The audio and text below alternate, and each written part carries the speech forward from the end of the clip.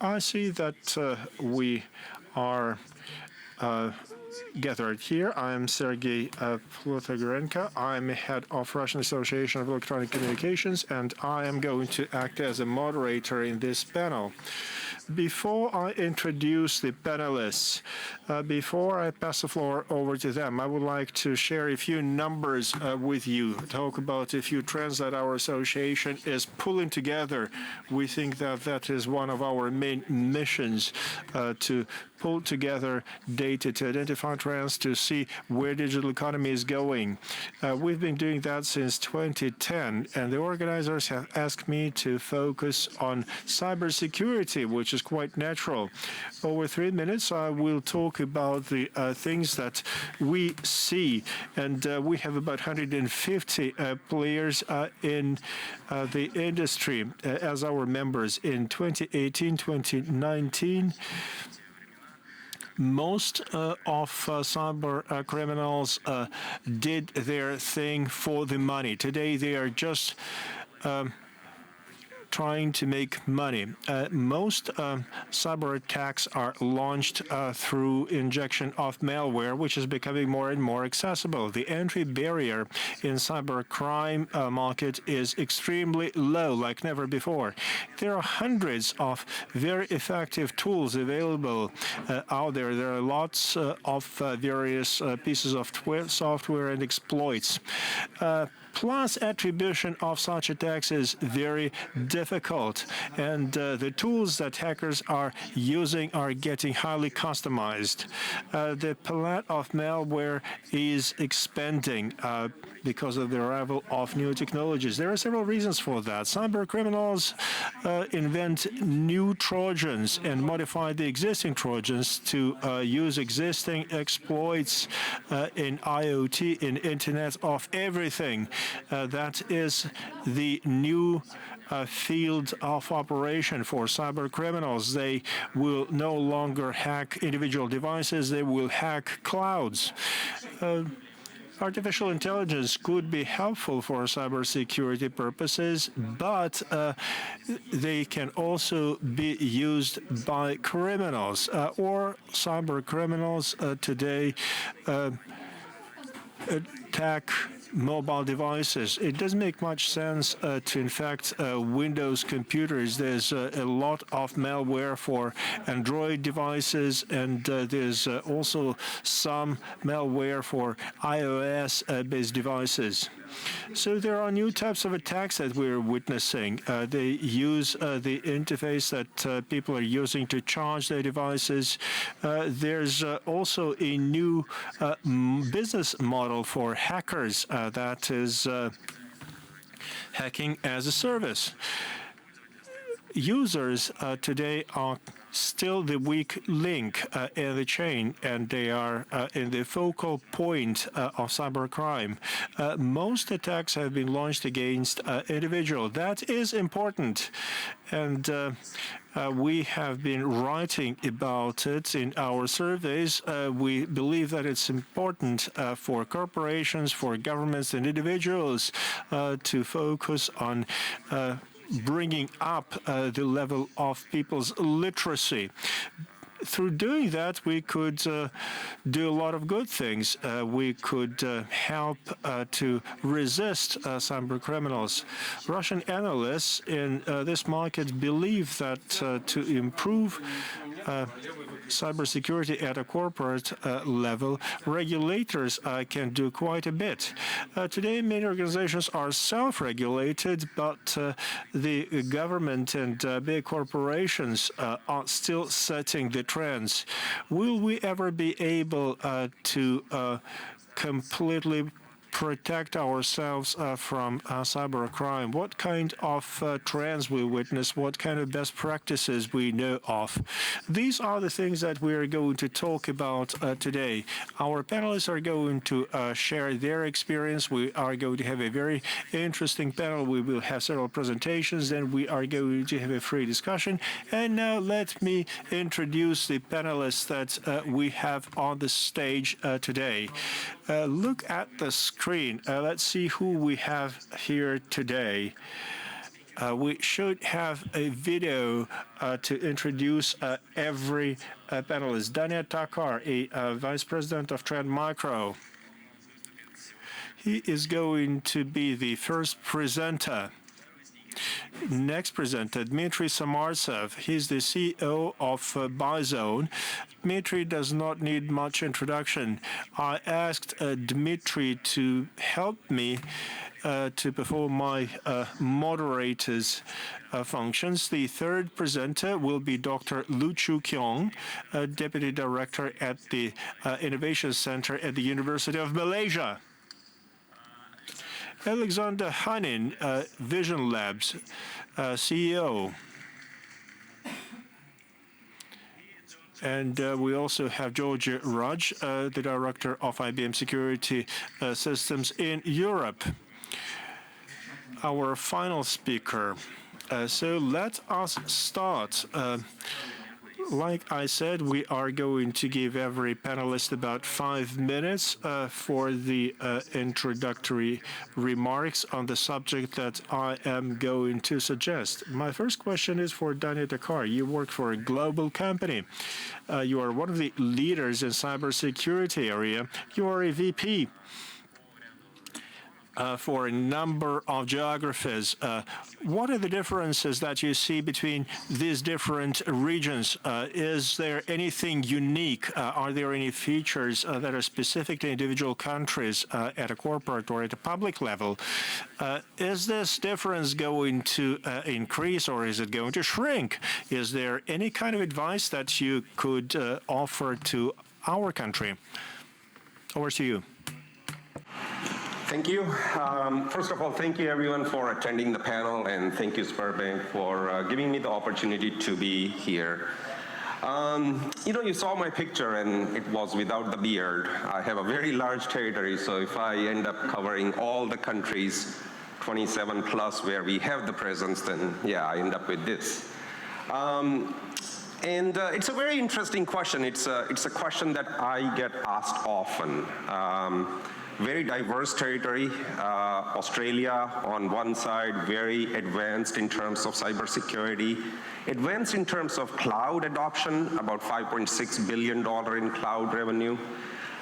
Russia, on the other hand, you know, ranks about 28th in cybersecurity index, but #1 in the Central Asia region.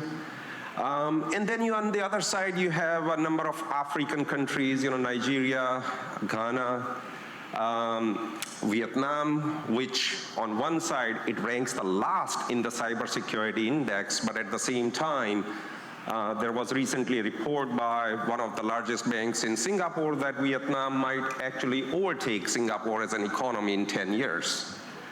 So what's really the difference as I travel these countries and have a discussion on cybersecurity? What do I really observe? And the key thing that I see is for years, you know, our approach to security was always about protection. If we can protect against the cybercrime, if we can protect against the cyber criminals, we are in a good shape. And we created a lot of solutions that were designed around protection. And now things have changed. Everyone realizes that there is this saying that you've been hacked, you just don't know it. And yes, it's, you know, we joke about it, but it's really true. Sooner or later, you are going to have a compromise. So prevention is actually important. It's not futile. It's important, but it's becoming harder and harder. And the next step after prevention is actually, you really need to figure out if you are breached, if you are compromised, how fast can you detect that you've been compromised? And there is a difference between various nations. The nations that are far more advanced in terms of security are really asking this question more and more to me. They will say, Tanya, you guys have been in business for 30 years. You are one of the leading cybersecurity company. We've invested so much in protection over the years, but that's not enough. Because on an average, it takes about 3 months for data breaches to be detected, which is really alarming when you think of it. 3 months. So most of the CISOs or most of the VP of securities or most of the CIOs are really concerned about how fast can I detect if I'm breached. The third step that even more advanced countries are now asking is, we start with protection. Sure, we need some technologies that can help us detect whether we've been compromised. How can I quickly respond? Detection alone is not enough. Who compromised me? Where did it come from? What was the patient zero? How many machines or how many systems have been compromised? What has been exfiltrated from my network or from my system or my infrastructure? And how can I respond in a very quick fashion? So again, the countries, and within countries, it's different groups.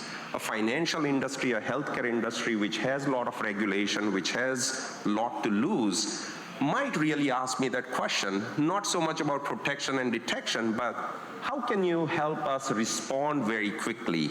Because we have a board that I have to go in front and say, yes, we were breached, yes, we were able to detect it, and yes, here's how it all started, and by the way, here's exactly where our loss is. And then where the world is changing is now more and more organizations, more and more countries are asking about, how can I anticipate the next threat? So preventing, detecting, and responding is, okay, good. We are already in a good state. But how can I anticipate? Where's the next threat going to come from? As everyone's on this digital transformation journey, how can I stay ahead? As I'm deploying more and more IoT, as IT and OT are coming together, what can I anticipate and how can I stay ahead? So really, the difference that I see as I go around is more about various organizations, various countries, where they are really from the preparedness from those 4 stages. Okay, thank you very much. Мир разный и The world is different, and digital technologies are a silver bullet that one could use in today's crazy world. I think that countering cybercrime, as the first presenter told us, at the level of technology is not always effective and appropriate. There is great future in joining efforts fighting cybercrime. This should be one of the main directions in our work. There's geopolitics, there's a lot of complex stuff that big countries are playing with, but we are experts.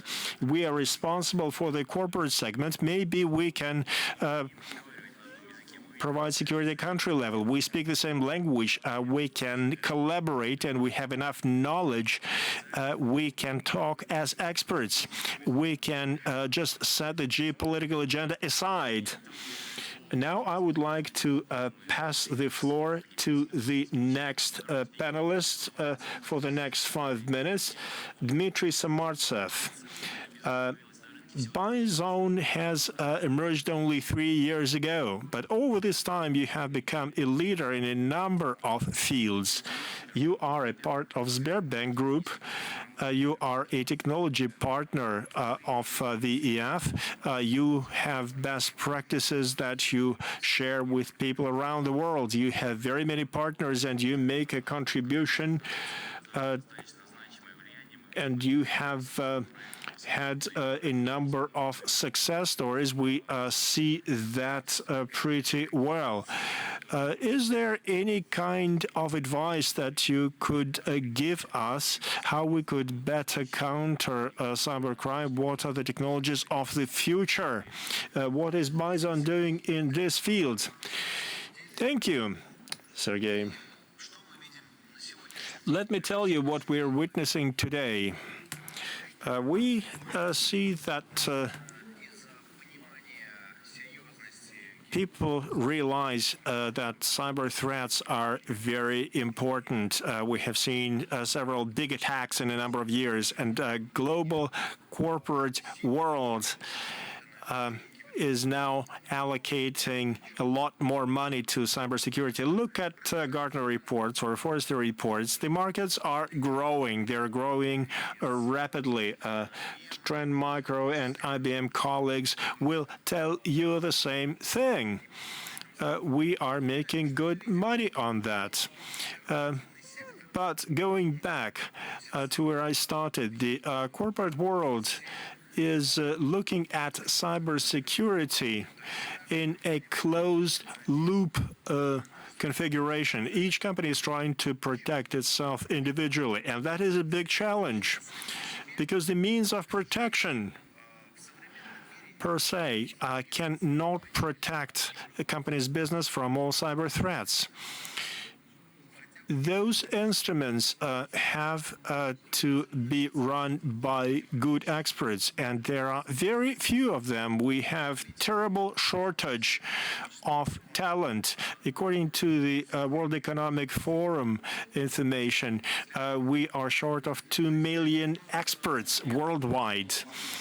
We have a professor from the University of Malaya. We would like to hear from this gentleman what he has to say about training of specialists in this field. Let's imagine a perfect world when all corporate players collaborate when they share data about compromised systems, when they share data about sources of attacks. Imagine a group of cyber criminals that use phishing against Asian companies. Imagine that in a few seconds, these attacks are attributed to the source, and companies worldwide know about this source of attack. Therefore, people worldwide will be able to protect themselves against this attack. What this is going to result in, the cost of launching an attack would increase tremendously. The business of hackers will become more difficult, and many cyber criminals will simply leave this market. Those young guys who are making their money this way are going to find another way to earn their living. BuyZone has been created to try to change the situation globally. We have a number of products that help to establish collaboration.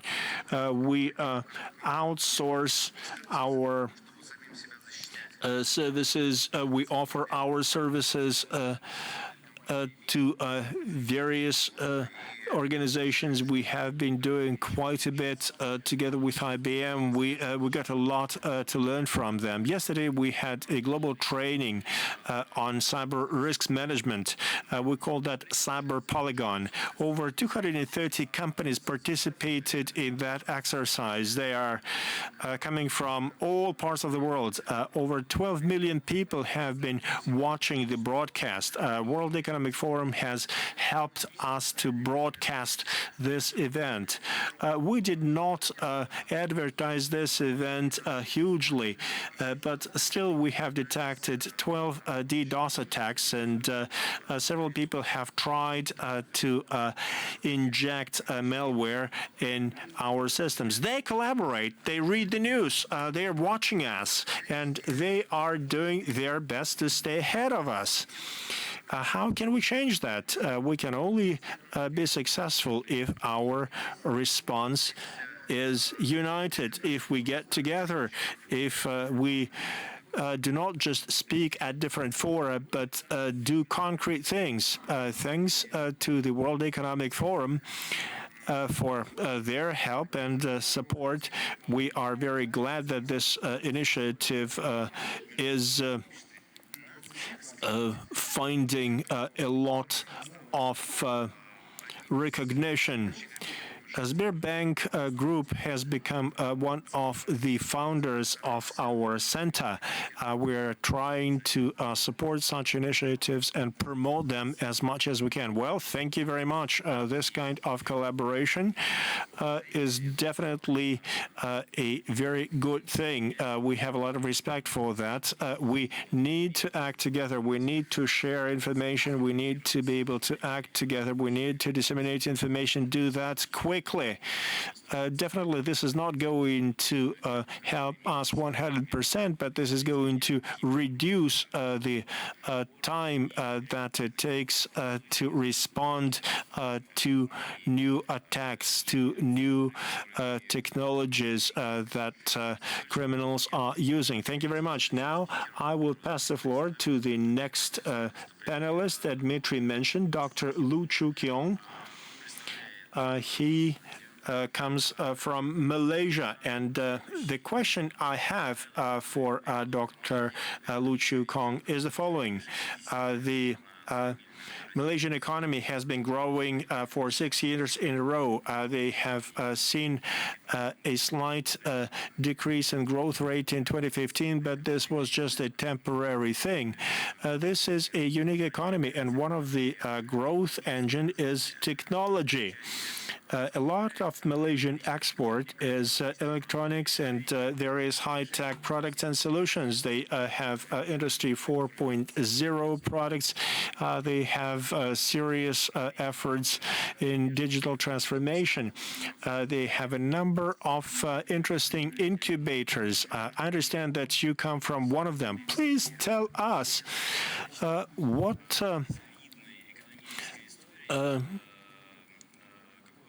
is the role of cyber security in your environment? How is it growing in your country? Where is it going? What kind of trends can you identify against the backdrop of this growth, which cannot really last forever? There are various things that try to hold it back.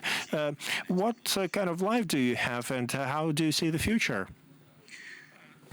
Mr. Chairman.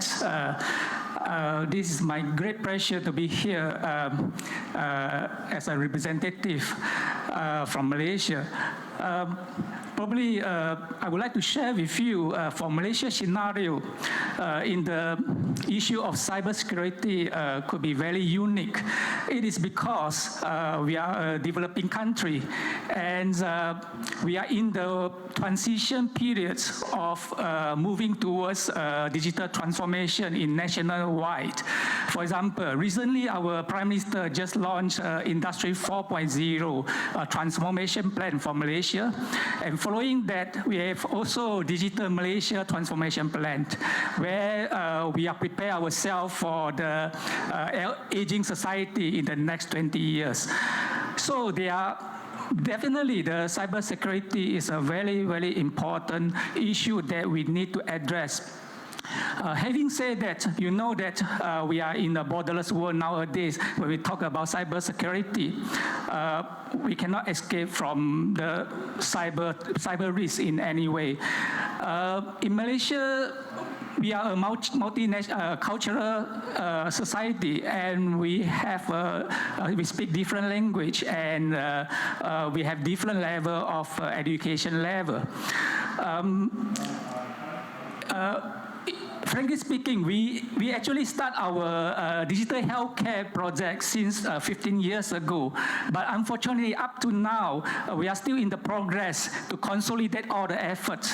The main challenge we face is how to centralize the healthcare data center across the country, from the private university, a private hospital, government hospital, university hospital, and etc.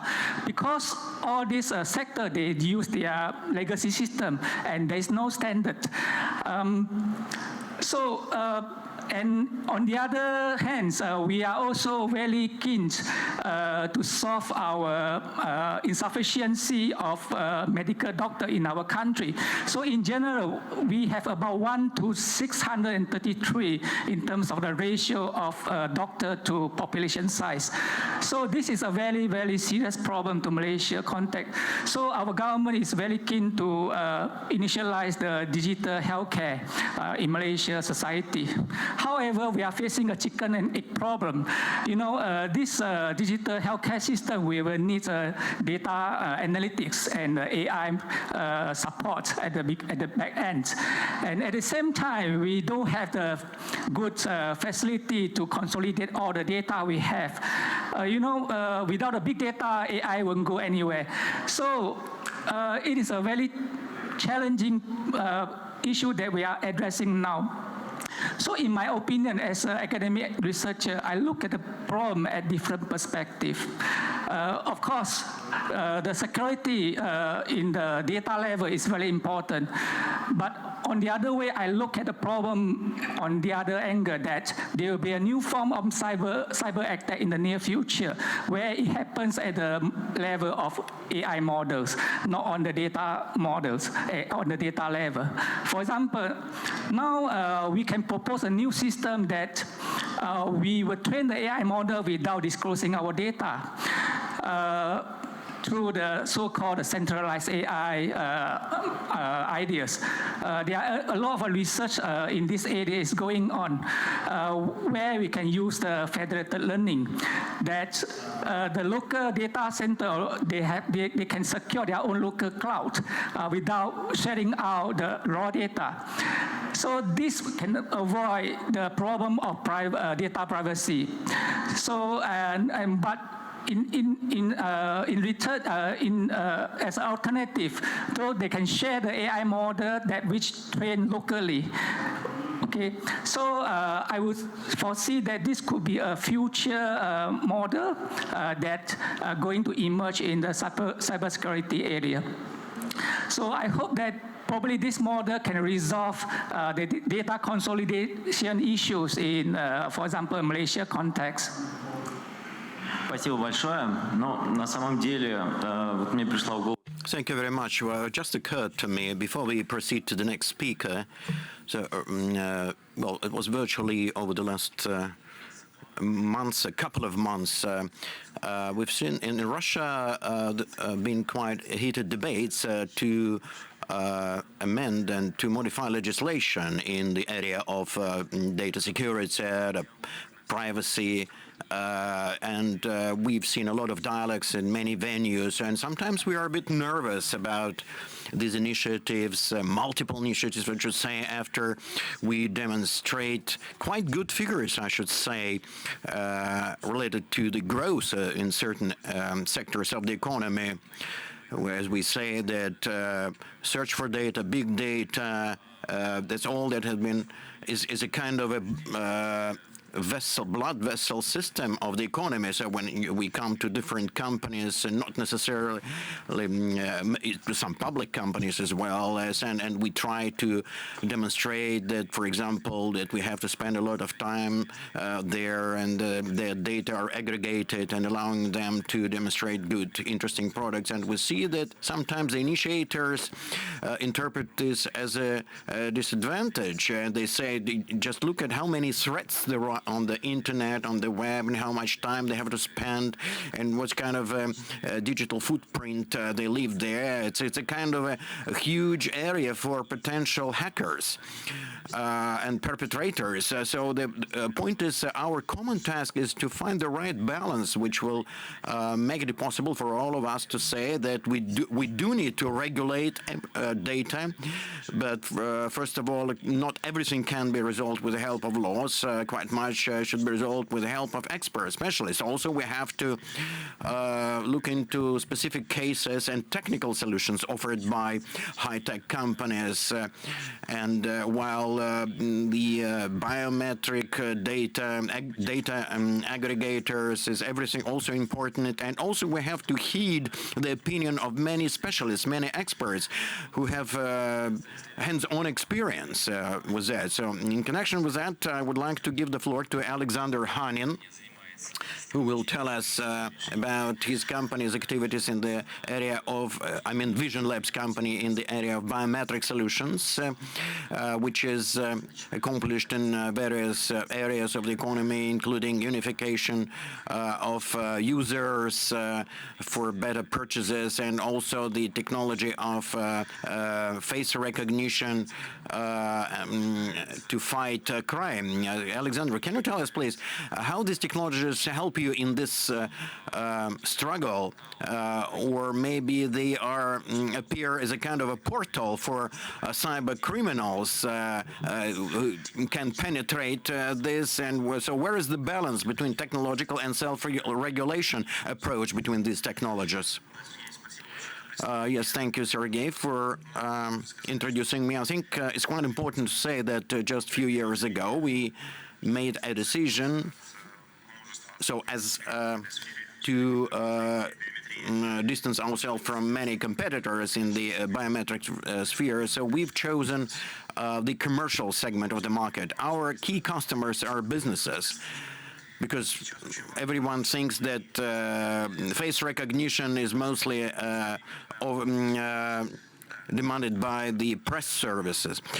Yes, it helps a lot because when you enter business sphere, it's a highly competitive environment and the scope is great. So in order to streamline the systems, we have to think about huge networks such as Sberbank or a network of large banks. So we managed to streamline this on such a large scope, and I see several trends here. Trend number one, commoditization of technologies. Ever more business processes and tasks can be resolved through AI and computer programs. And the second trend, dissolution of borders, frontiers between online and offline. You know, DGA is such a concept right now because the physical face exists both in virtual and in physical world. And the third trend, which is called frictionless. Everybody wants to receive services to increase their comfort with minimum movements, physical movements. So if we sum up all these trends, we see that there's a huge area for fraud here, because the fraudsters can see that, and a lot of different operations and transactions, and a lot of we see the multiplication of data, and that's why we see people are getting lazier, but still requiring a high level of security. So we see that the biometric technologies are not sufficient in a majority of cases. If, for example, in a face recognition technology, if you invest billions of dollars, they are not going to become much better because it's already up quite close to 100% here. So we need to think about complementary technologies, cyber protection, anti-spoofing, and what kind of solutions can be used here so as to make it a real part of the economy and to change human lives. We know from our practice that you can recognize everything, but it's 99.9%. But if there's only one mistake per 10 million, there might be a very bad feedback, and then it may change radically the biometric area in general. That's why we are working jointly with B-Zone company, working on joint solutions, because there must be comprehensive solutions to that. And also quite important to understand that in this world, about 10,000 researchers dealing professionally with computer eyesight. And so there are quite many researchers dealing with technologies that attack AI hacking. So, for example, identity theft, when you can steal identity or cement identity. If you look on YouTube, some clips with a big fake, so you will see how you can create news by substituting somebody's face. For example, a famous politician's face. Same we can see on some banking application when somebody's trying to steal money or hack your iPhone. And where the human face is the key identifier. Therefore, we need a comprehensive approach towards this, and once you manage to deal with that, and by joint effort, we can see huge vistas here. I'm not talking about security. Everybody understands that everything was fine. There was some cybercrime at the for example, at the World Cup, but we managed to fight that and to eradicate that. But an important thing is documents. Paper documents can be easily faked, even our digital signatures. And it turns out that it's much more expensive to fake face recognition. So if you, they can just focus on more marginal assignments because we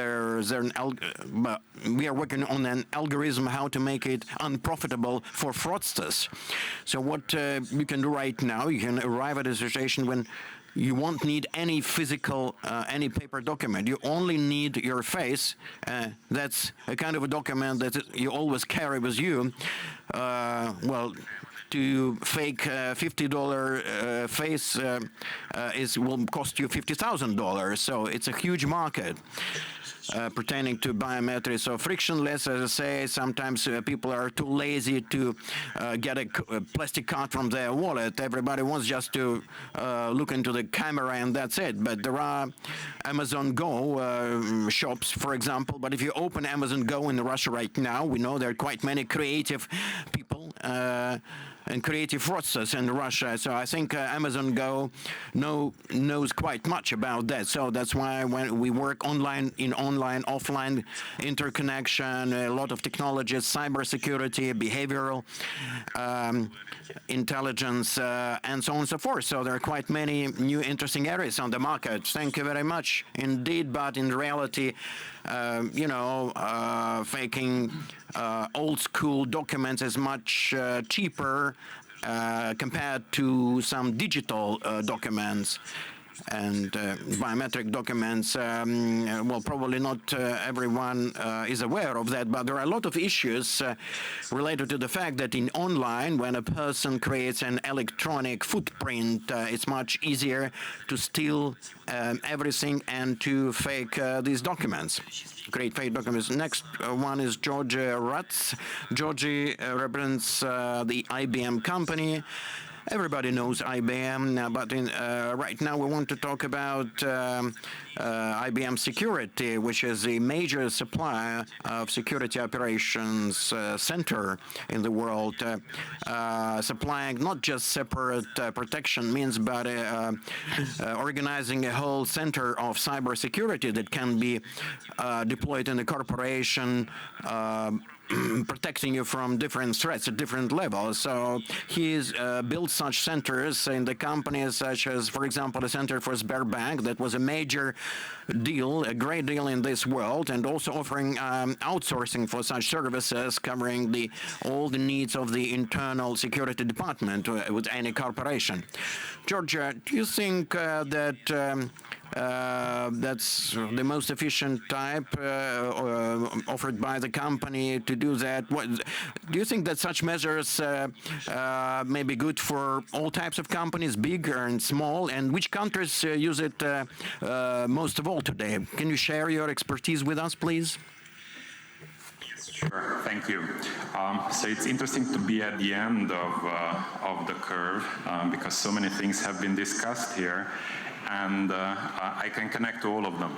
So we started with a technology company, then we talked about collaboration, and then university relations, and back to a little bit technology and regulations, and now again to the technology side. It's also interesting to observe that in the beginning my colleague mentioned that he's responsible for Asia and then the East. Russia is part of that. I am responsible for Europe, and Russia is part of it. So we can say that Russia is the bridge between the two parts of the world, and that's the reality. This is how we see it. And to align to this, I also consider myself a little bit a bridge, because before my European role, I was responsible for Eastern Europe. And I had the honor to participate in the project with the Sberbank, an implementation of their Security Operations Center. And I can tell you that it was a very challenging, very interesting, and very thoughtful project. So they learned a lot from us, and we learned a lot from them. And we continue the cooperation, and this flow of information on both sides is very efficient. Now, back to the original question, is SOC the right tool, and how do we see it from the IBM perspective? So we have the privilege to use a tool which is perceived as one of the best, if not the best, on the market. But it's not only this what we are offering. We are offering a full scale of services around that, including from design, implementation for service providers, using it as a service tool for our own services engagements. And last but not least, we are using it also for ourselves. So IBM, you all know IBM. It's a big company. Probably you don't know that from a security point of view, if you take out the security portion of IBM, probably would be in the top 2 or 3 security companies of the world. Sometimes first, depends on the fluctuation of the currencies. But the net that we are using our own technology and we are testing it. If you want, we are cooking with our own food, and we are even trying it before we take it to the customers. Now, the SOC, how we can use that? So the best analogy, I would use it, the Formula 1 race. So you have a car, an F1 car, with a perfect engine. In this correlation, the SOC is the engine. But you can have the best engine on the world, it will not work without proper suspension, proper steering, clutch, also the work of the engineers, and also, last but not least, the pilot who will pull all of the things together. So this is how we see the SOC. It's mandatory. Everybody has to use it because there is nothing better at this stage. But it's not enough. And it's more important that you as customers or entities who are using cybersecurity defense lines, how you are building your strategy around the SOC. Under this, I understand that you can and you should look into the identity management part, identification, face recognition, endpoint. Your enterprises and your companies are much wider than a building and a company. You will have to reach and control the wider enterprise, and you will need also help from experts in case something is happening. We can discuss further on about artificial intelligence and its use in cybersecurity. That's a natural way of expanding from having a SOC and going from that angle to an augmented reality and an augmented knowledge. We are not saying that we can replace the human factor, but what is important, what speed and what benefits we can reach of using an artificial intelligence tool on top of a SOC. The other question, what I got, who is using it and how? So SOC is a technology which is easy to implement. So it's a technology on the market since many years. You can buy it. You have the necessary knowledge to implement. The question is, do you have the resources to do that? You all know, because most of you are working in this business, we don't have the necessary skills available. A zillion people are missing on the market. So if you think about the Security Operations Center with a tool which makes a fresh graduate coming from a university in 2 months already SOC analyst, that's a tremendous advantage.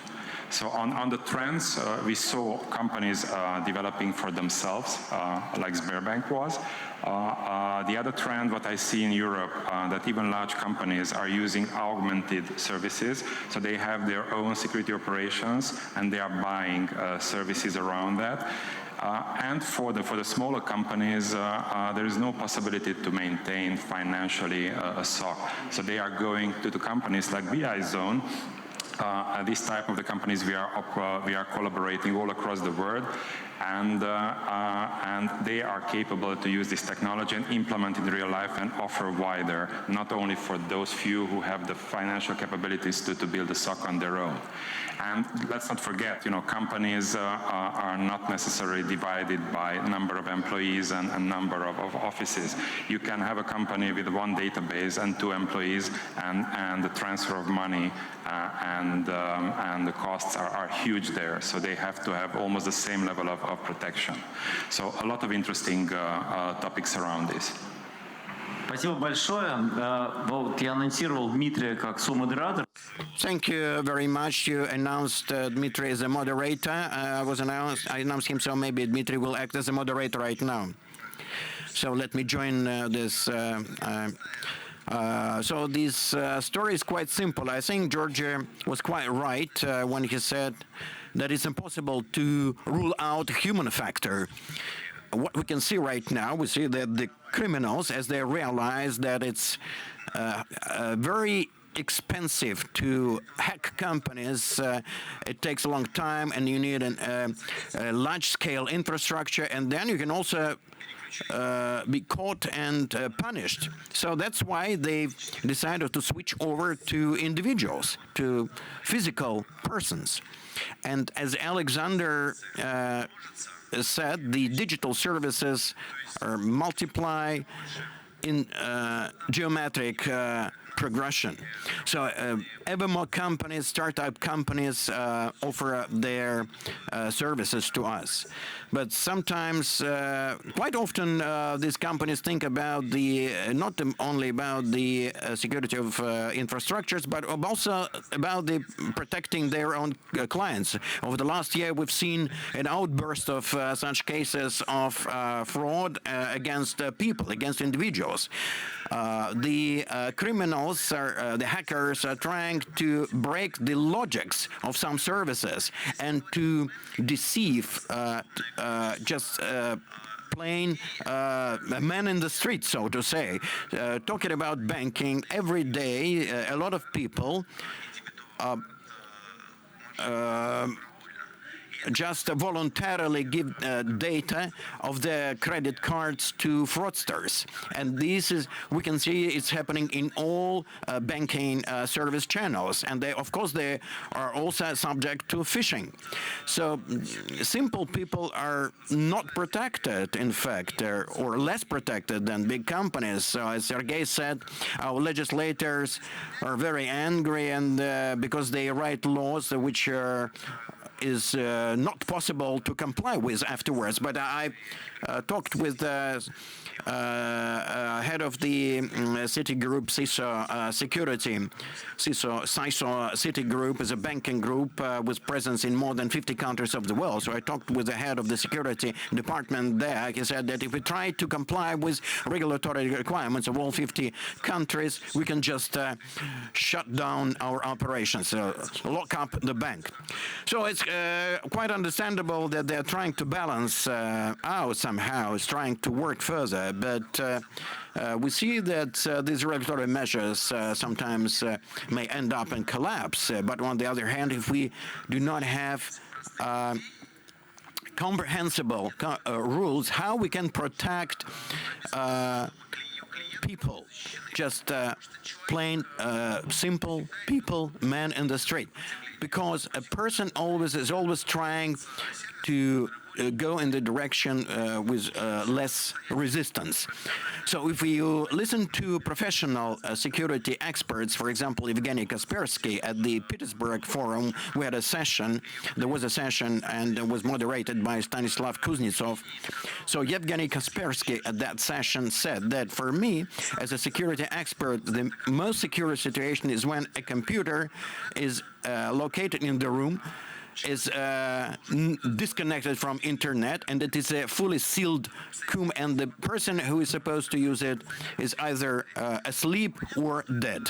So that's his quote. Well, of course, it's a bit surrealistic, but our common task is to find the right balance between the security experts, between those who create the security services and legislators, because unfortunately, without proper regulation, there will be no proper security.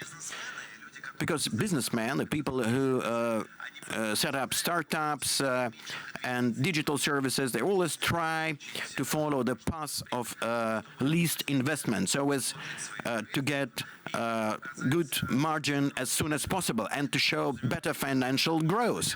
That implies that they have to save on something, but we wouldn't want them to save on security. Thank you, Dmitry, for your comment.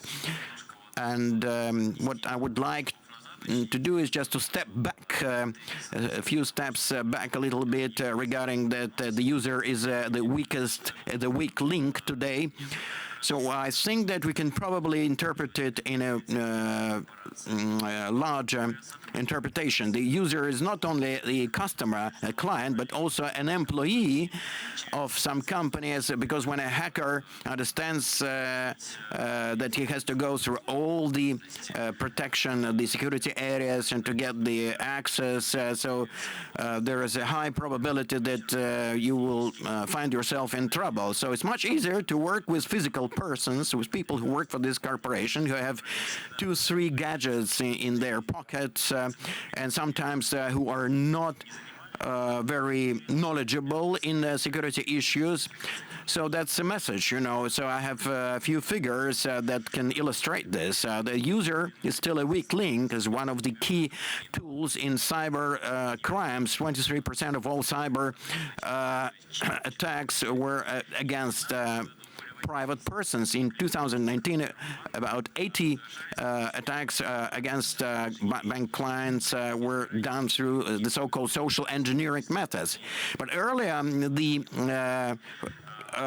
hackers used psychological pressure mostly against retired people, aged senior people, but in recent time in Russia, it's also people aged between 25-30 who are also experiencing these attacks and these threats.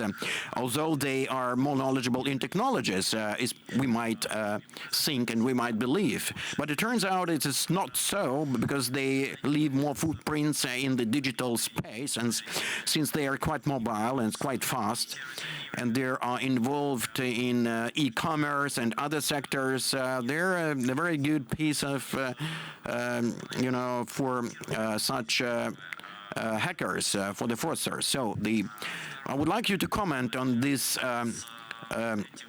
phrase that the user is a weak link. So that's why we need the consolidation of efforts, the experts in security, cybersecurity, and the state, the government, who can offer certain regulation models. Do you think that it is right, or perhaps we are exaggerating a little bit?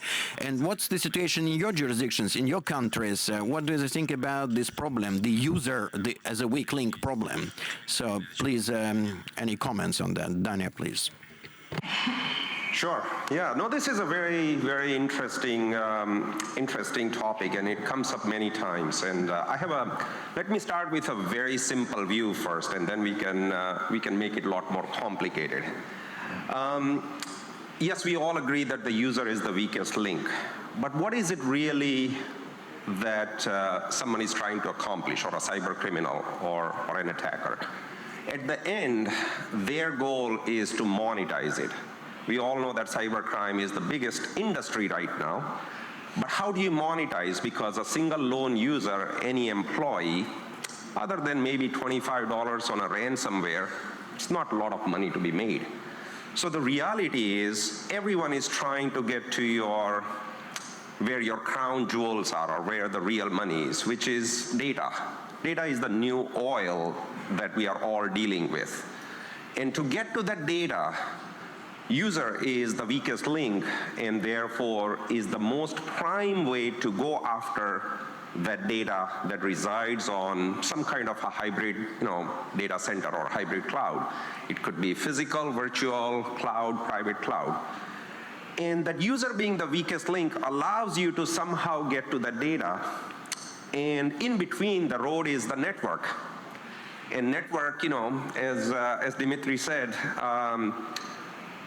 if you really want to secure it, yeah, you can put a wall around it and you could say my network is secure. Well, not anymore, right? Network is completely open, it's completely porous. So almost think of it as if you are a bank and you say, I can protect my data center, protect my data by creating the biggest safe that I can come up with. I can have all technology to protect that safe. But if you put that safe in the middle of a road where everyone can get to it, it's still not secure. So you really need to look at all three pieces in conjunction. You have to look at your data center, whichever way it is. You have to look at your users, and you have to look at your network, which is really very porous. And the first point that Dimitri made becomes extremely important, which is it's not about looking at these things independent of each other. It is actually we need to figure out a way to connect them all together, and not just across a single vendor, a single technological solution, single industry, but across multiple industries, across multiple countries, so that we have a lot more information to try and connect these threads in a meaningful way. And it's difficult because now users are becoming more and more IoT devices, which really, if you thought users were weak, IoT, like you saw what happened with Mirai attack, it can very quickly turn very ugly. And so when someone says, what's the biggest technological change that is coming or will be coming? It is all about sharing of the data. It is all about connecting the things together, because we are no longer living in a world where we can look at things independently and be able to come up with solutions that can allow us to stay ahead of the threats. Whether it be power plants, water plants, the world is becoming a lot more scary. So connecting of those threats across those three areas is becoming very, very important. Okay, any more comments from speakers on the stage, or we can proceed with the questions from the audience? So. Just one comment on to continue this idea. So you mentioned about the user and user responsibility. So I believe that this is past. So we cannot protect the users from themselves. I'm watching, the new generation, my son's generation, and I'm really scared for the moment when they are entering into the workforce. And just imagine, so these kids are playing at home, they're exposed, they are not really taking care of their data, and their father might be working in a bank or in a governmental institution. He might be a privileged user, and they're sharing the home network. The rest you can imagine. So what I feel and what we feel in IBM, that what we have to look at is preparation. So it's a bon mot that you don't know, but you will be hacked or you're already hacked. That's for sure. The question is what you will do aftermath. So let's take it for granted that sooner or later everybody will experience this, and the key question is what will happen after a hack is happening. what we are calling, and this is the orchestration of facts, what is happening aftermath. Just, think about the recent very sad events in the air industry when certain types of airplanes went down. So it's not that, it was not available. The data was available. They knew that there's a problem. The pilots got the training, but not thoroughly and not in the right time. So basically their orchestration was not prepared for this. I think this is something what we have to be prepared, and what we are doing and what we are also proposing to our partners is cyber range.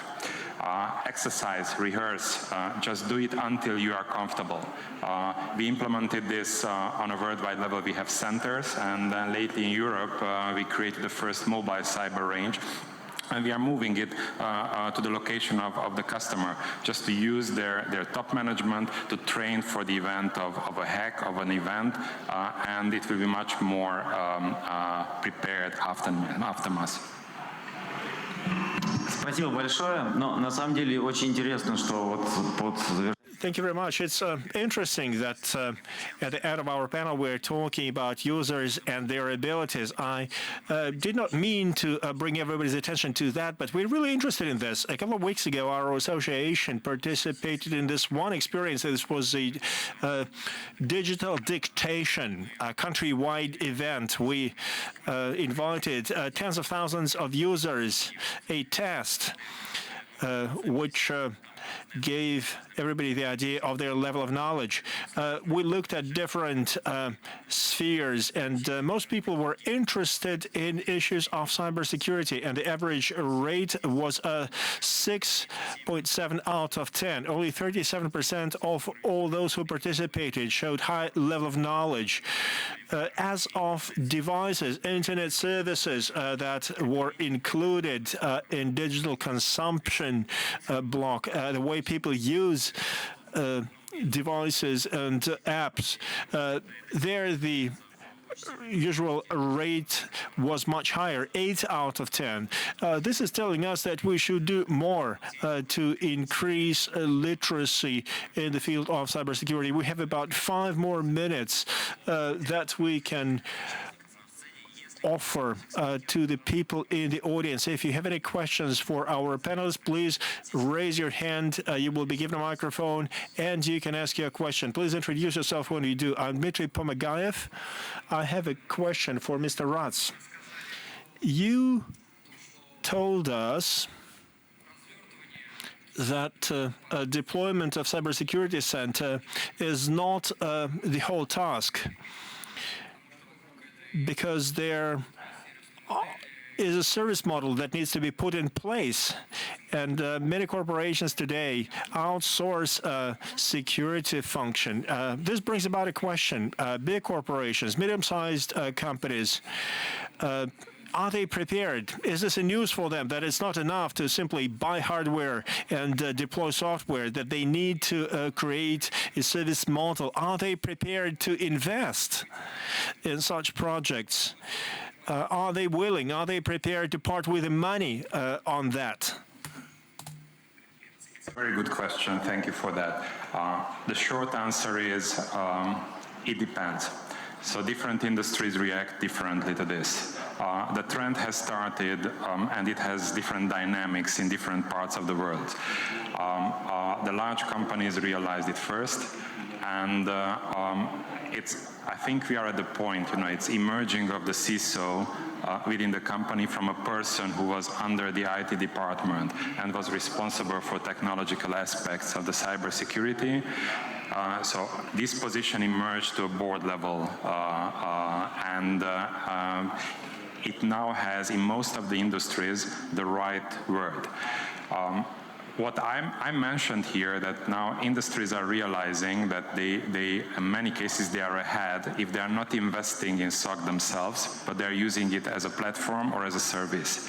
It's much more effective, and I have to rotate back to the fact of availability of resources. You can have a lot of money, you can build up a SOC, and then you are facing the problem that you cannot hire the people because they are just not available on the market. And in many parts of Europe, this is a living problem right now. Спасибо большое. Если есть... Thank you very much.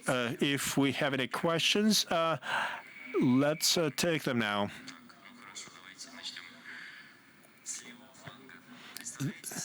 Would you please introduce yourself? I'm Vladimir, and I have a question for all panelists. Today, the world is changing. There's tons of content out there. Would you speak closer to the microphone? Children today know more, and they can protect their data better. But the system of education has not been changing in a long time. And the training programs in universities are there. But is it easier to train people in the field of security? What is easier, to train people in the field of security or to protect them? Maybe we can do something to change the system of education so that people can learn to protect themselves. Maybe this is a better approach. This is something that we've been discussing. We've been inviting the Ministry of Education to introduce classes on cybersecurity, not programming, not software development, but digital security in today's world. Well, this is an initiative that has been voiced. However, we do not see much being done. There's a number of constraints. It's not easy to get things done with schools. They have a curricula, and it's not easy to inject anything into that existing curricula. Does anybody else want to comment on this? And I think it's very relevant to all of us. The evolution of education system sometimes I think it's slower pace compared to the technology advancement. So this is a reality we have to face. So the best we can do, I think, for example, for my university, we have to work together with the industry sector because we know that the most advanced knowledge are more complete and more comprehensive from the industry sector nowadays. So, for example, in the curriculum, we try to inject some elements of industrial lecture, for example, and co-curriculum for the certification course, for example. So, in our case, we have a cybersecurity program in the undergraduate and master course. So at the same time, we work with recently with Kaspersky to provide the certification course during semester break. So the student can enjoy the learning process from both sides, from education in terms of theory and from the industry in terms of practical knowledge. So at the same time, they can have an extra certification for their career. Okay, so this is an example. Thank you. Спасибо большое, но вот, к сожалению, для меня и, к счастью, для вас, вы не видите на... Thank you very much. Unfortunately, you cannot see what I am seeing. That is, the time is over. We have to bring this panel to an end, and I'm really sorry that this is the case, because this is getting so interesting. We probably should have been given at least 90 minutes or 2 hours. But anyways, we have talked about many interesting, exciting things. It was very interesting for me. I learned quite a few things. Cyber criminals have no jurisdictions. Like digital economy doesn't. It's all very global. We need to bring our efforts together. We need to work very hard to improve digital literacy of the end users. That is the cure for many problems that we are definitely going to face in the future. Thank you very much to everybody. All the panelists are going to be around, so you can find them and ask them about different things offline.